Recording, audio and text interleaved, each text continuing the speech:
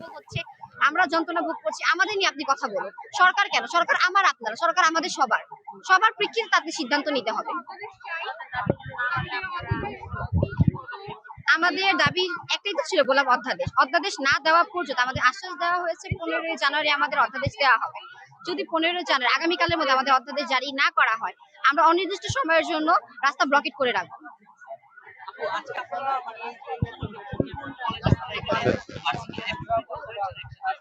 এখানে হচ্ছে আমাদের সায়েন্স ল্যাব মোড়ে হচ্ছে আমাদের ইডেন মহিলা কলেজ, ঢাকা কলেজ এবং বদরুন্নেসা কলেজের একত্রিত হওয়ার কথা ছিল, এবং টেকনিক্যাল মোড়ে হচ্ছে বাংলা কলেজ, তিতুমির কলেজ যারা ছিল, এবং হচ্ছে তাঁতিবাজার, কবি নজরুল এবং সরাদি। কিন্তু বর্তমানে এখানে তিতুমির কলেজে কিছু শিক্ষার্থীরা অবস্থান করছে, এবং আমাদের ঢাকা কলেজ, ইডেন এবং বদরুন্নেসা বাংলা কলেজ হচ্ছে টেকনিক্যাল মোড়ে অবস্থান নিয়ে আছে, কবি নজরুল এবং সরাদি তাঁতিবাজারের ওখানে। এবং আমাদের বাকি যারা কলেজ ছিলাম তারা হচ্ছে আমরা এখানে অবস্থান নিচ্ছি। আমাদের এই আন্দোলন মূলত হচ্ছে আমরা অবরোধ কর্মসূচি দিয়েছি, এবং আমাদের এই অবরোধ কর্মসূচি অনির্দিষ্ট সময়ের জন্য চলবে।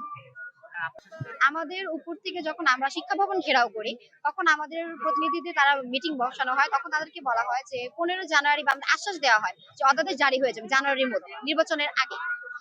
আগামীকাল কিন্তু 15 জানুয়ারি, এখন পর্যন্ত উপর মহল থেকে আমরা কোনো খবর কোনো কিছু পাই না। আসলে আমরা শুরুতে না সচিবালয় পর্যন্ত যেতে চাচ্ছি না, যেহেতু ওইটা একটা রেস্ট্রিক্টেড একটা প্লেস।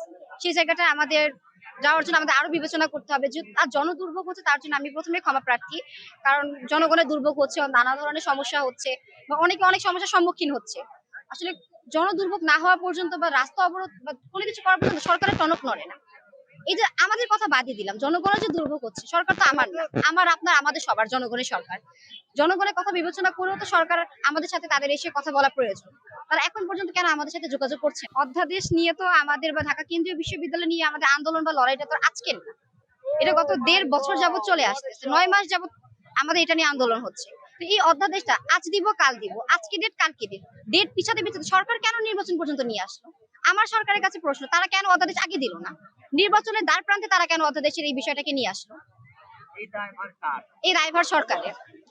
এই সরকারের আমলে যদি অন্য সরকার আসলে তার কাছে কি দাবি থাকবে যদি এই সরকার না দেয়? আমাদের একটাই দাবি, এই সরকার থাকা অবস্থায় নির্বাচনের আগে আমাদের অধ্যাদেশ জারি করতে হবে। আমার নাম আলিফা রামিম, ইডেন মহিলা কলেজ।